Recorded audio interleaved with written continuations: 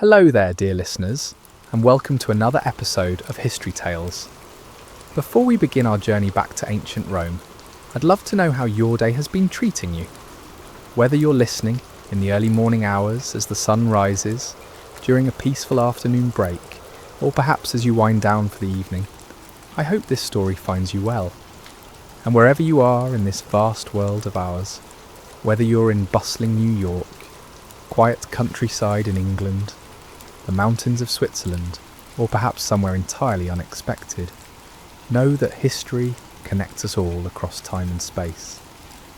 If you're enjoying these gentle journeys through the past, please consider subscribing to History Tales.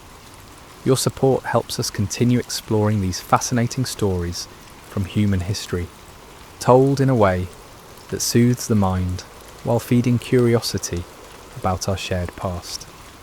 Now close your eyes if you can, and let me take you on a journey. We're travelling back nearly 2,000 years, to a time when the world was ruled from a city of marble and ambition, where love stories unfolded in the shadows of temples and beneath the warm Mediterranean sun. The marble streets are warm beneath your sandaled feet in the late afternoon sun. The golden light catches the columns of the Temple of Vesta, casting long shadows across the bustling Forum Romanum. The rich aroma of freshly baked bread drifts from a nearby stall, mingling with the sweet scent of flowers, being sold by a young vendor with calloused hands and hopeful eyes. Somewhere in the distance, the gentle sound of water cascades from an ornate fountain, its melody mixing with the soft murmur of conversations in Latin, the clicking of wooden wheels on stone, and the occasional laugh that rises above the crowd. You are in Rome, the eternal city, nearly 2,000 years ago. This is a world of senators in pristine togas, of gladiators training for their next battle in the sand, of poets reciting verses in marble-columned halls. But it is also a world of something far more universal and timeless. Love. Here, in this ancient metropolis, hearts beat with the same rhythms they do today. People fell in love, courted one another, married, and sometimes broke each other's hearts, just as they do in our modern world. Yet the way Romans approached love and courtship was both familiar and fascinatingly different from our own customs.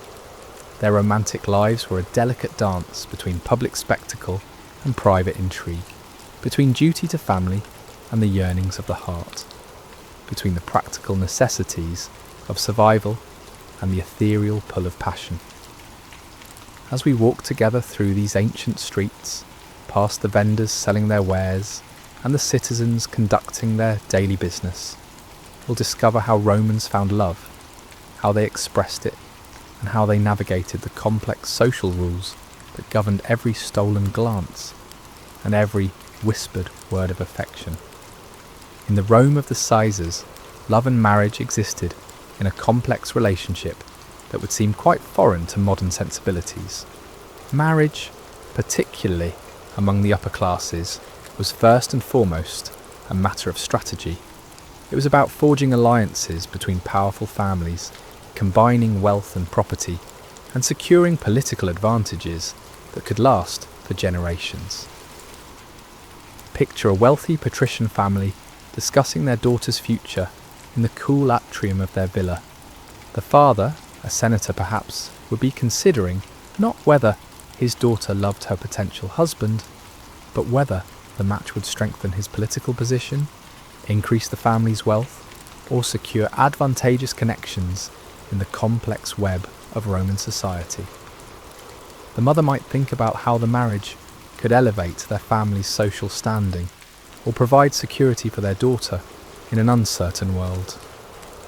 The concept of dating for love, as we understand it today, existed more in the realm of poetry and literature than in the practical realities of Roman life. Young people, especially young women, had very little say in whom they would marry. Love, when it existed in marriage, was considered a pleasant bonus rather than a necessity.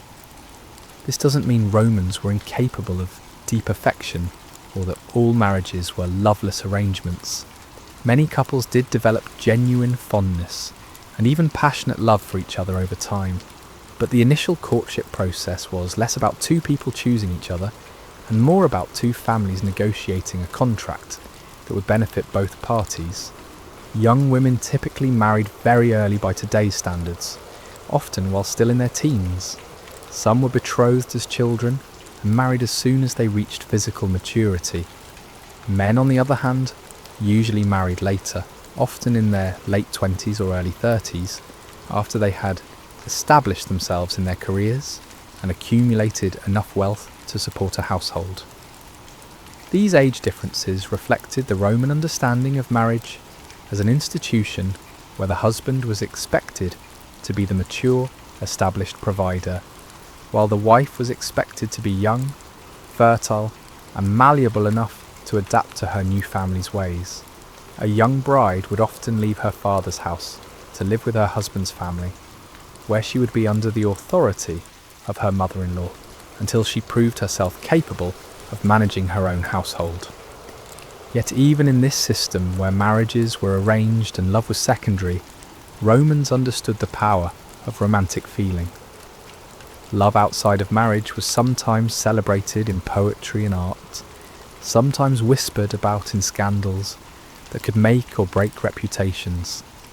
The tension between duty and desire created some of the most compelling stories in Roman literature and history. To marry was to make a contract, as one Roman poet wrote, but to love was to take a risk. This risk could be exhilarating, but it could also be dangerous, especially for women, whose reputations were far more fragile than men's. Despite the formal nature of marriage arrangements, young Romans did have opportunities to meet and interact with potential romantic interests, though always within the bounds of what society considered proper.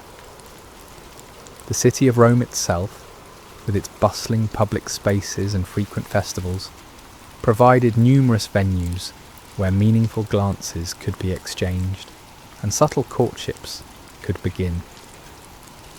The Forum Romanum, the beating heart of the empire, was perhaps the most important of these meeting places.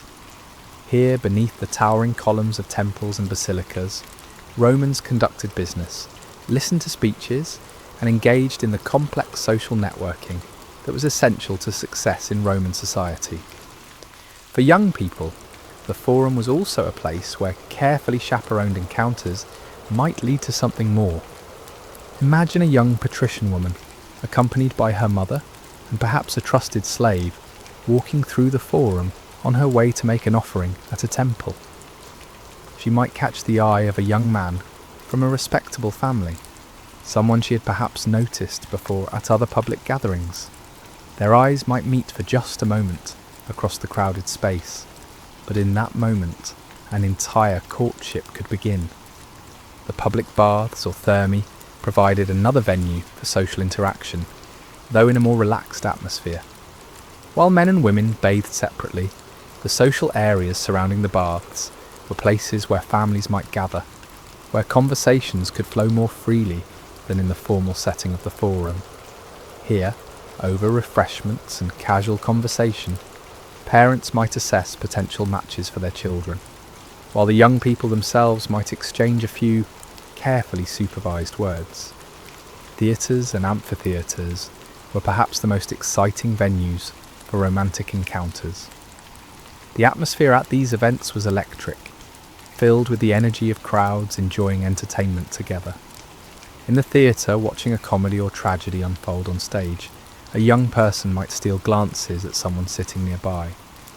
The amphitheatre, where gladiatorial games and other spectacles were held, created an even more charged atmosphere, where the excitement of the crowd and the drama unfolding in the arena could heighten all emotions, including romantic ones. Flirtation was very much a part of the entertainment at these venues. Roman poets and satirists frequently wrote about the romantic dramas that played out in the audience, as much as on the stage or in the arena. A well-timed glance, a subtle gesture, or even the strategic arrangement of one's seating could all be part of an elaborate courtship dance. The religious festivals that punctuated the Roman calendar provided some of the best opportunities for young people to interact in a more relaxed atmosphere. Lupercalia, the fertility festival held every February, was particularly famous for encouraging more liberal interactions between young men and women. During this celebration, social rules were temporarily relaxed, and behaviours that would be scandalous at other times of the year were not only tolerated but encouraged. For those from the upper echelons of society, cultural events like poetry readings, philosophical discussions, or literary salons provided venues for more intellectual courtship. A young man might arrange to attend the same reading as a young woman he admired, hoping for a chance to engage her in conversation about the works being presented. These encounters required considerable sophistication and education, as the ability to discuss literature, philosophy, or politics intelligently was highly valued in Roman high society. The key to all these public courtships was subtlety and propriety. Direct approaches were generally frowned upon, especially when directed toward a respectable young woman. Instead, potential suitors had to master the art of meaningful glances, carefully chosen words, and strategic positioning in public spaces. The game of Roman courtship was played with the delicacy of a chess match, where every move had to be calculated and appropriate to one's social standing. Roman flirtation was an art form, governed by sophisticated rules and enhanced by the rich literary tradition that provided both inspiration and instruction for would-be lovers. Unlike the direct approaches that might be acceptable in other cultures or time periods, Roman courtship required subtlety, intelligence, and a deep understanding of social proprieties. The foundation of Roman romantic expression was heavily influenced by the poetry of the day. Works by masters like Ovid, Catullus, and Propertius didn't just describe love, they provided templates for how educated Romans might express their own romantic feelings. These poets created a vocabulary of love that was both passionate and refined, allowing lovers to communicate intense emotions while maintaining the elegance expected of their social class. A typical Roman flirtation might begin with carefully crafted compliments that managed to be both flattering and respectful. Rather than crude comments about physical beauty, a sophisticated suitor might praise a woman's virtue, her intelligence, or her grace in moving through social situations. He might compare her to a goddess, not in terms of physical appearance, but in terms of her dignity and the way she commanded respect from those around her. The exchange of small gifts played a crucial role in Roman courtship, though these offerings had to be chosen with great care. Flowers were always appropriate and carried symbolic meanings that both giver and receiver would understand. Different blooms conveyed different messages: roses for passion, violets for modesty, lilies for purity. Jewellery, if the relationship had progressed to a certain point, might be given, but it had to be tasteful and not so expensive as to create obligation or scandal. Perfumes and cosmetics were also acceptable gifts, particularly if they were rare or beautifully crafted. These gifts served a dual purpose. They were practical items that the recipient could actually use, but they also carried the intimate suggestion that the giver was thinking about how the recipient might look and smell when wearing them. Perhaps the most sophisticated element of Roman courtship was the exchange of love notes, known as tabelli. These were small wax tablets that could be written on with a stylus and then smoothed clean and reused. The temporary nature of the medium added an element of intrigue to the correspondence, as messages could be easily destroyed if they fell into the wrong hands. The content of these notes had to strike a delicate balance between passion and propriety.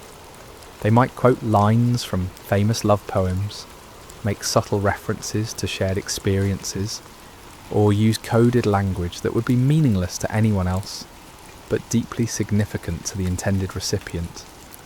The very act of composing such a note required considerable literary skill and cultural knowledge. The delivery of these messages was an art in itself. Trusted slaves often served as go-betweens, carrying notes and small gifts while maintaining absolute discretion.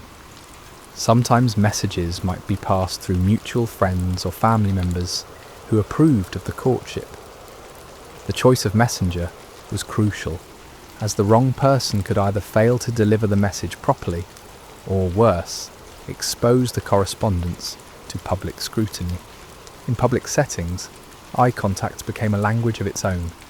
A direct gaze that lingered just a moment too long could convey interest without crossing the line into impropriety. The way a person held their head, the angle at which they positioned themselves in a room, or the timing of their glances could all communicate volumes to someone who knew how to read these subtle signals.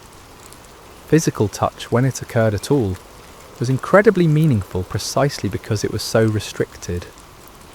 The brushing of fingers when passing a cup of wine, the brief contact of hands when exchanging a scroll, or the momentary touch of a hand to an arm during conversation could send electricity through both parties precisely because such contact was so rare and carefully managed. A glance could be as dangerous as a dagger, and far more thrilling, wrote one Roman observer of the courtship customs of his day. This danger came not just from the intensity of the emotions involved, but from the social risks that any romantic entanglement carried, especially for women, whose reputations were far more fragile than men's. The most skilled practitioners of Roman flirtation understood that the goal was not immediate gratification, but the slow building of emotional and intellectual connection. They knew that the constraints placed upon them by society, rather than being obstacles to love, could actually intensify the experience by making every small gesture, every shared glance, every carefully chosen word carry more weight and meaning than it might in a more permissive society. Poetry held a central place in Roman culture, and nowhere was this more evident than in matters of the heart. The great love poets of Rome didn't simply describe romantic experiences, they shaped how an entire civilization thought about and expressed love. Their verses became the common language of Roman romance, providing both inspiration and instruction for generations of lovers. Ovid, perhaps the most influential of these poets, created works that were revolutionary in their approach to love and sexuality.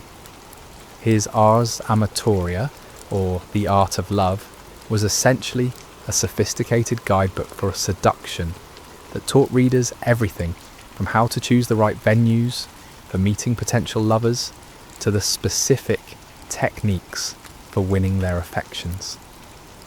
Written with wit and charm, the poem was both entertaining literature and practical instruction manual.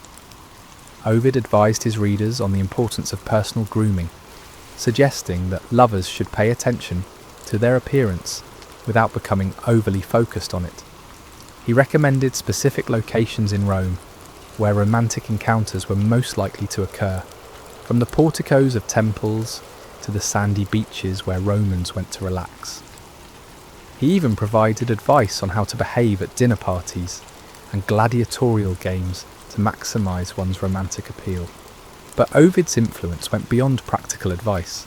His poetry elevated the experience of being in love, transforming what might otherwise be seen as simple physical attraction into something approaching art. He wrote about love as a form of creative expression, where the lover became both artist and artwork, both pursuer and pursued, in an elaborate dance of emotion and intellect. Catullus brought a different sensibility to Roman love poetry. His verses were more personal and emotionally direct than Ovid's sophisticated instructions. he wrote about his passionate and tumultuous relationship with a woman he called Lesbia, creating poems that captured both the ecstasy and the agony of intense romantic love. His work showed Romans that poetry could be a vehicle for expressing the most intimate and vulnerable aspects of human experience. The poems of Catullus were particularly influential because they demonstrated that love didn't always have to be idealized or elevated to be worthy of artistic expression. He wrote about jealousy, betrayal, sexual desire, and heartbreak with an honesty that was both shocking and liberating to his contemporary readers. His work gave permission for Romans to acknowledge that love could be messy, complicated, and painful, not just beautiful and inspiring.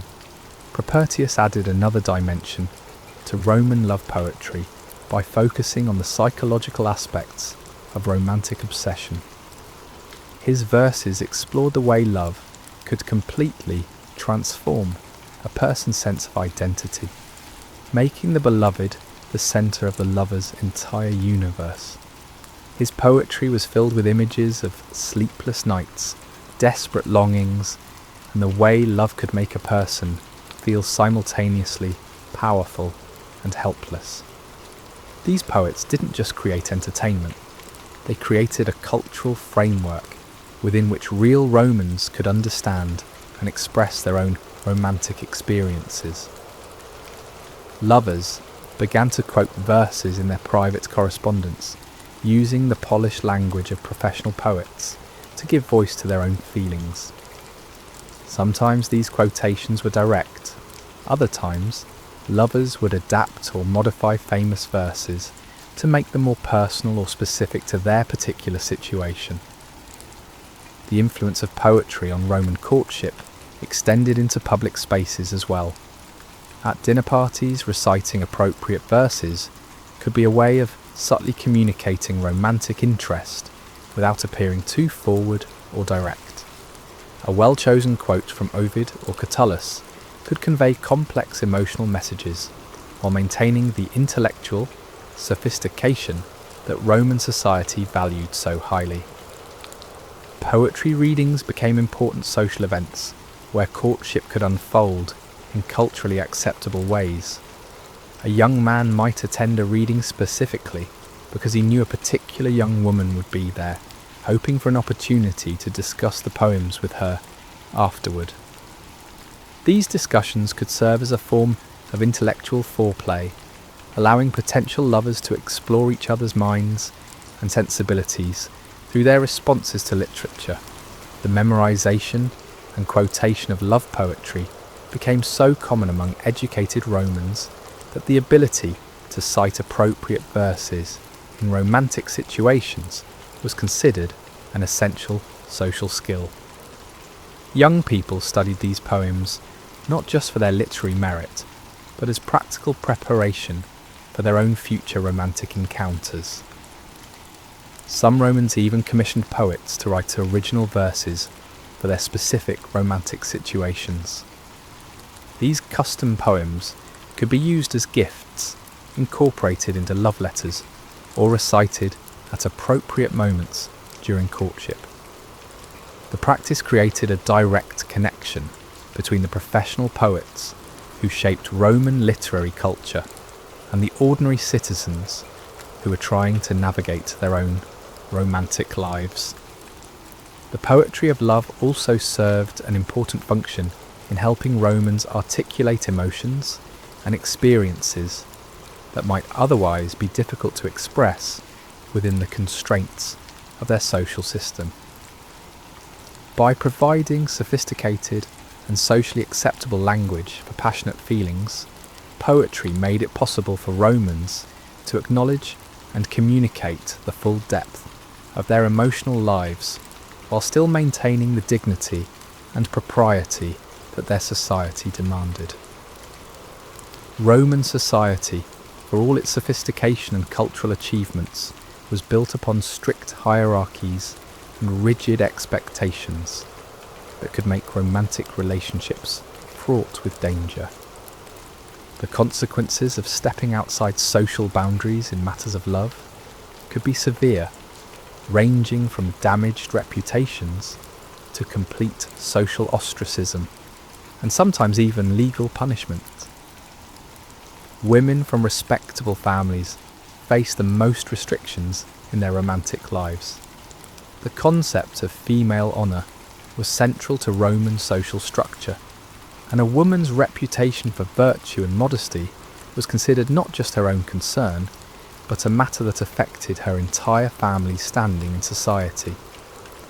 A respectable Roman woman was expected to move through public spaces with dignity and reserve, always properly chaperoned, never appearing to seek male attention or to enjoy it too openly when it was offered. These restrictions meant that women had to be extraordinarily careful in how they conducted any romantic relationships. Even innocent interactions could be misinterpreted or maliciously misrepresented by social rivals or political enemies.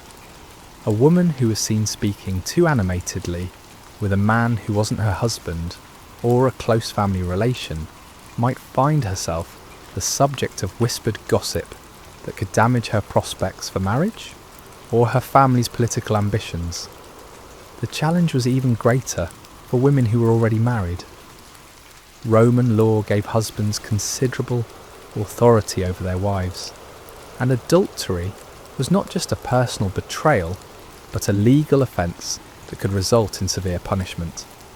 Yet Roman literature and historical records are filled with accounts of passionate affairs that cross these boundaries, suggesting that legal restrictions couldn't entirely suppress the human tendency toward a romantic adventure.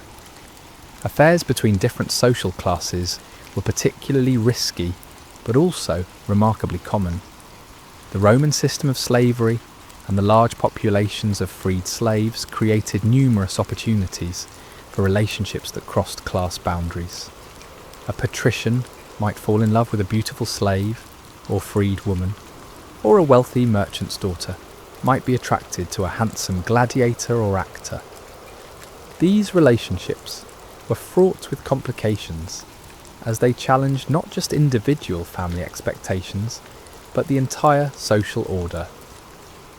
Men generally had more freedom in their romantic choices, but they too faced significant constraints, especially if they had political ambitions.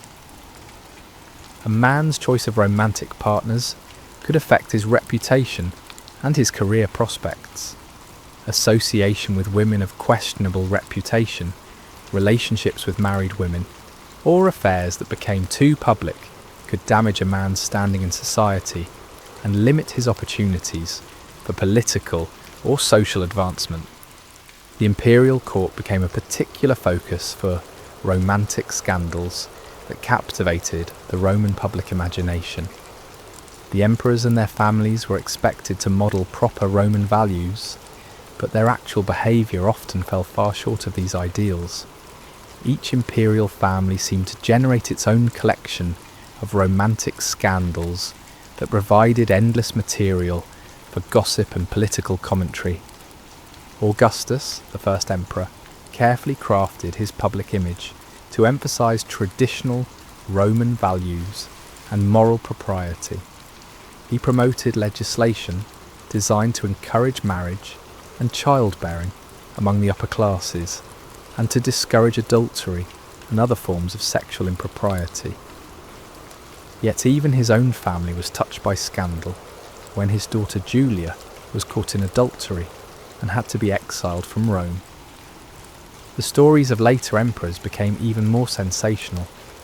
Caligula was rumoured to have had inappropriate relationships with his sisters, and his erratic behaviour in romantic matters was seen as evidence of his unfitness to rule.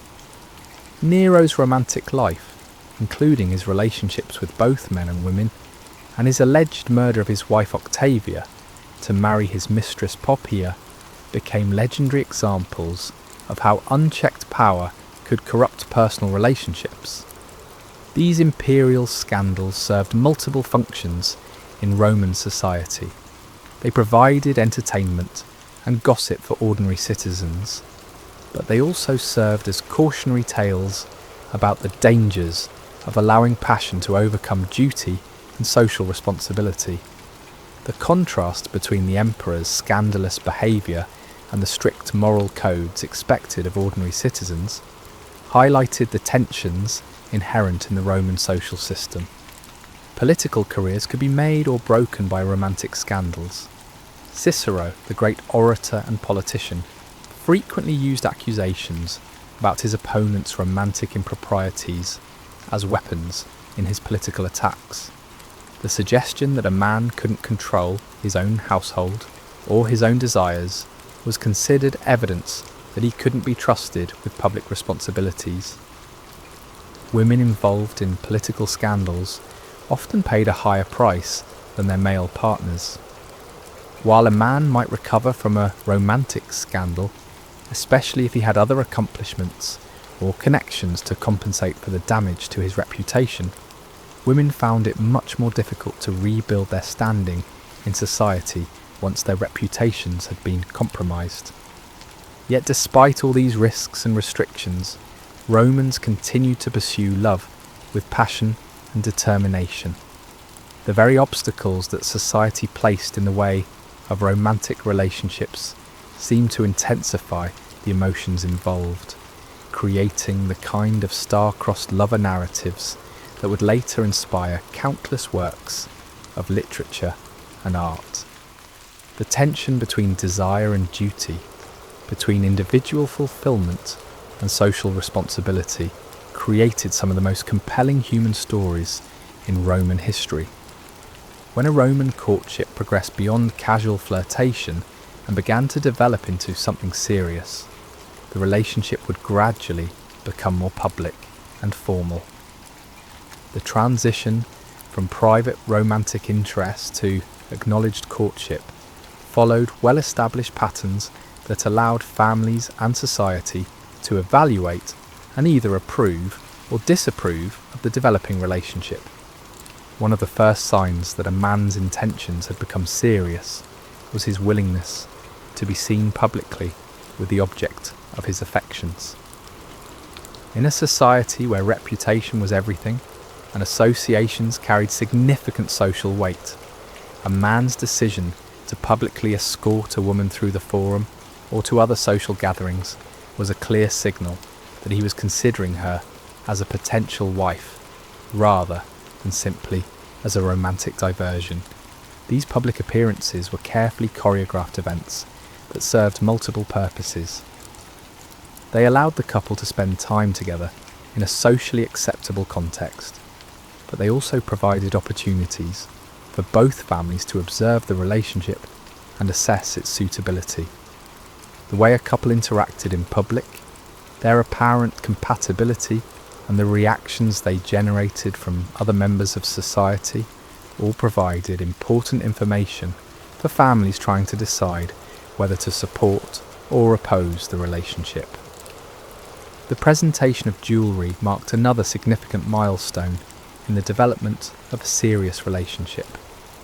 Unlike the small gifts of flowers or perfume that might be exchanged during the early stages of courtship, jewellery represented a more substantial investment and a more serious declaration of intent. The type, quality, and expense of jewellery could communicate specific messages about the giver's financial resources, his level of commitment, and his hopes for the relationship's future. Rings were particularly significant, as they would later become symbols of betrothal and marriage. But other pieces, necklaces, bracelets, or earrings, could also carry important symbolic weight. The presentation of such gifts usually occurred during family gatherings or other semi-formal occasions, where witnesses could observe the exchange and understand its significance. The process of seeking family approval was perhaps the most crucial step in moving from courtship to formal betrothal. Roman marriages were understood to be alliances between families rather than simply unions between individuals, so the approval of both sets of parents and other important family members was essential. This process could involve extensive negotiations about financial arrangements, property transfers, and other practical matters that would affect both families' interests. These negotiations were rarely simple or straightforward. Families had to consider not just the personal compatibility of the potential spouses, but also the political, economic, and social implications of the union. Questions about dowries, inheritance rights, living arrangements, and career prospects all had to be addressed before a formal betrothal could be arranged. When families did reach agreement, the formal betrothal, or sponsalia, was celebrated with a ceremony that marked the transition from courtship to engagement. This ceremony typically involved the exchange of gifts between the families, with the most important being the presentation of an engagement ring to the bride-to-be. The ring symbolised the binding nature of the commitment and served as a public sign that the woman was no longer available for courtship by other men. The betrothal ceremony also usually included a formal handshake between the bride's father and the groom, conducted in the presence of witnesses who could later testify to the agreement if any disputes arose. This handshake, known as the dextrarum iunctio, was more than just a gesture of agreement. It was a legal act that created binding obligations between the two families. The period between betrothal and marriage could last anywhere from a few months to several years, depending on various factors, including the age of the bride, the financial readiness of both families, and political or social considerations that might affect the timing of the wedding. During this period, the engaged couple might have somewhat more freedom to interact with each other, though they would still be closely supervised and expected to maintain appropriate behaviour. Gifts exchanged during the betrothal period often reflected the approaching reality of married life. The groom might present his fiancée with items she would need for her new household, while she might work on textiles or other domestic items that would demonstrate her skills as a future wife and household manager. These practical exchanges were interwoven with more romantic gestures, creating a complex blend of emotional and practical preparation for marriage. The betrothal period also provided time for both families to prepare for the wedding celebration itself, which would be the final and most public acknowledgement of the relationship's transformation from courtship to marriage. The scale and style of these celebrations varied enormously, depending on the family's wealth and social position, but all Roman weddings shared certain elements that emphasised the ceremonial and legal significance of the union. For some couples, particularly those from wealthy and politically connected families, the wedding would be a grand public spectacle designed to reinforce family status and create new political alliances. For others, the ceremony might be more modest, but no less meaningful in its acknowledgement of the couple's commitment to each other and to their new roles as husband and wife. While the grand romantic dramas of emperors and aristocrats captured the attention of Roman historians and poets, the daily reality of love and relationships for ordinary Romans was often quite different from the highly formalised courtships of the upper classes, among freedmen, merchants, labourers, and the vast middle ranges of Roman society. Practical considerations and genuine affection often played equally important roles in romantic relationships. For working Romans, the choice of a romantic partner was influenced by practical considerations that the wealthy could afford to ignore. A baker might seek a wife who could help run his business, understanding the intricacies of managing a shop and dealing with customers. A merchant might look for a partner who could manage the household finances while he travelled for trade. A craftsman might want a wife who could assist with his work or who had skills that complemented his own. But this practical approach to partnership didn't mean that ordinary Romans were incapable of deep love or passionate romance. Roman archaeology has uncovered countless examples of everyday people expressing profound affection for their partners. Their devotion, carved in stone monuments, painted on walls, or inscribed on household items. The preserved city of Pompeii provides some of the most intimate glimpses into how ordinary Romans experienced love in their daily lives.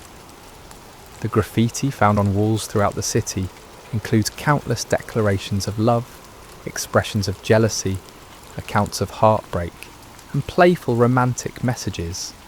These weren't formal literary exercises, but spontaneous expressions of real emotions by real people who felt compelled to share their feelings with the world. Some of these inscriptions are touchingly simple. Marcus loves Spendusa, or Successus was here with Iris. Others are more elaborate, expressing complex emotions with surprising eloquence. One reads, I have spoken. I have written all there is to say. You love Iris, but she does not love you. Another declares, whoever loves, let him flourish. Let him perish who knows not love. Let him perish twice over who forbids love. These everyday expressions of romantic feeling reveal that ordinary Romans experienced the same range of emotions that we associate with love today. Passion, jealousy, hope, despair, and the simple joy of companionship. They show that even within a society that emphasized duty and social obligation, people found ways to express and celebrate their personal, emotional connections. Working couples often developed partnerships that were both romantic and practical. A husband and wife might run a tavern together, with each contributing different skills to the success of their business. The husband might handle the brewing and the business relationships with suppliers, while the wife managed the serving area and dealt with customers. Their success depended on their ability to work together effectively, but this practical cooperation could also deepen their emotional bond. Archaeological evidence from throughout the Roman world shows couples who clearly felt profound affection for each other. Tombstone inscriptions often include touching tributes from surviving spouses, expressing not just grief at their loss, but genuine appreciation for the love and companionship they shared. These monuments suggest that many Roman marriages, even among ordinary people, involved real emotional connection and mutual devotion. Some couples chose to mark their commitment to each other with personal rituals that went beyond the legal requirements of marriage. They might commission joint portraits, create shared household shrines, or develop personal traditions that celebrated their relationship. These practices show that ordinary Romans found ways to make their relationships meaningful and special, even within the constraints of their social and economic circumstances. The realities of daily life in ancient Rome could put significant stress on romantic relationships.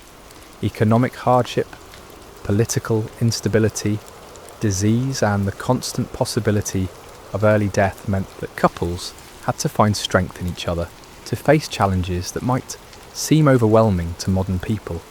Yet many couples appear to have found that these challenges brought them closer together rather than driving them apart. For freedmen and women, former slaves who had gained their freedom, romantic relationships could be particularly complex.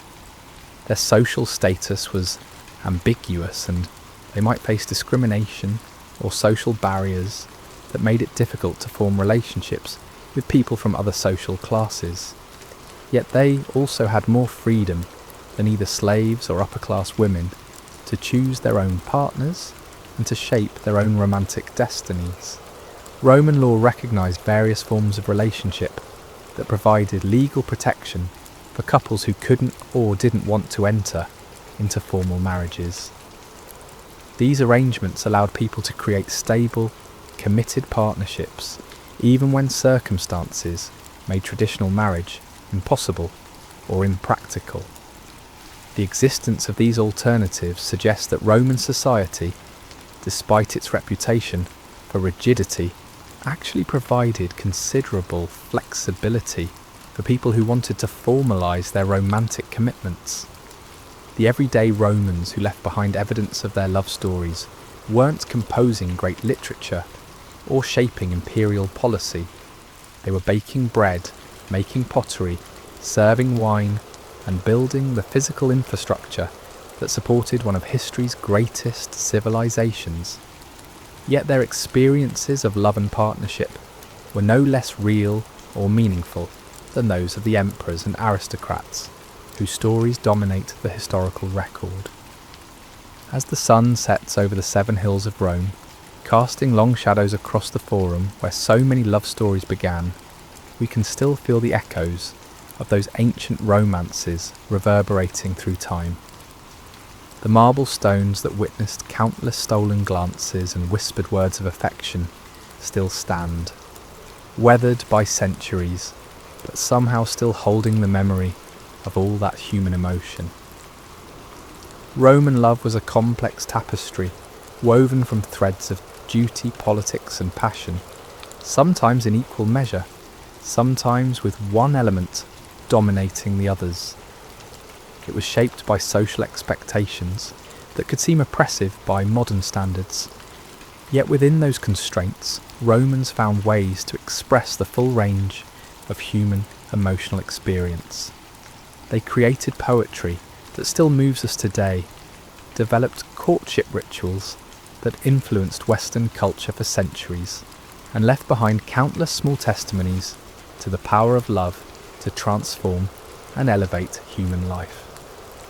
The ruins of ancient Rome still hold whispers of courtship, written in stone and poetry, carved in graffiti on tavern walls, and preserved in the personal letters and household items that archaeologists continue to uncover.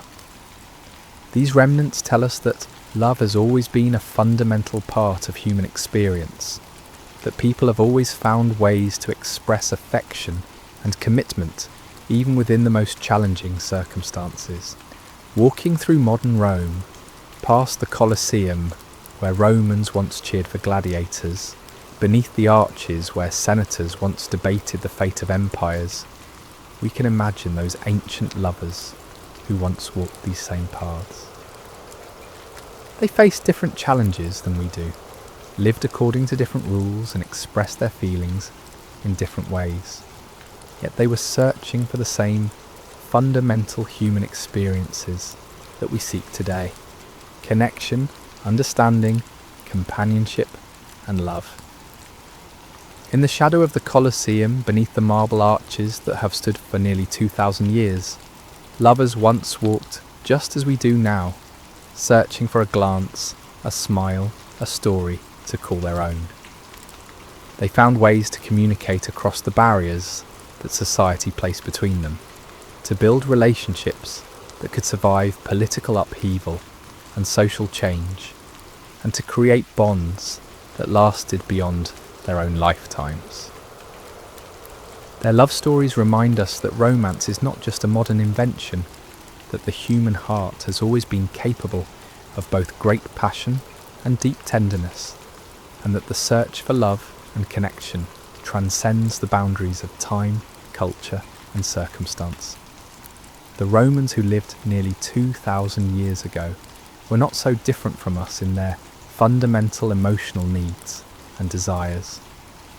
They wanted to love and be loved, to find partners who could share their joys and support them through their sorrows, and to create relationships that would give meaning and purpose to their lives. As we end our journey through the romantic world of ancient Rome, we can appreciate how these long-ago love stories continue to influence our own understanding of romance and relationships. The poetry they created still speaks to us, the rituals they developed still echo in our own courtship customs, and the challenges they faced in balancing personal desire with social obligation remain relevant to our own lives. The marble streets of Rome are quieter now than they were in the days of the Caesars, but they still remember the footsteps of countless lovers who walked there before us. The fountains still sing their ancient songs, the temples still stand as witnesses to human devotion, and somewhere in the warm afternoon air we can still catch whispers of those timeless words that lovers have always spoken to each other. Words of hope, promises of devotion, and declarations of eternal love. The Romans understood that love was both a personal experience and a social institution, both a private emotion and a public commitment. They created a sophisticated culture around romance that acknowledged its power while attempting to channel it in socially constructive ways. Their success in building one of history's greatest civilizations was due not just to their military might or political genius, but also to their ability to create stable families and communities based on bonds of affection and mutual commitment. Today, as we walk through our own cities and navigate our own romantic relationships, we carry with us the legacy of those Roman lovers who came before us. We may use different words and follow different customs, but we are still engaged in the same fundamental human project, the search for love connection and meaning in our relationships with others. The story of Roman love reminds us that romance is not a luxury or a distraction from more serious pursuits, but an essential part of what makes us human. It connects us to our past, enriches our present, and gives us hope for our future. In learning about how the Romans loved, we learn something important about how we love, and perhaps we gain some wisdom that can help us love better. So as you continue on your own journey through life and love, remember the lessons of ancient Rome. That love requires both passion and patience, that the best relationships are built on both emotion and understanding, and that true love can flourish even in the most challenging circumstances. The Romans knew that love was worth the risk, worth the effort, and worth celebrating. They left us a legacy of poetry, art, and human stories that continue to inspire us today. And perhaps, somewhere in the eternal city, in the shadows of those ancient stones, new love stories are still beginning, just as they have for 2,000 years, just as they will for 2,000 years to come. For love, like Rome itself, is eternal. Thank you for joining me on this journey through the romantic world of ancient Rome. Until next time, this has been History Tales, where the past comes alive and love stories never truly end.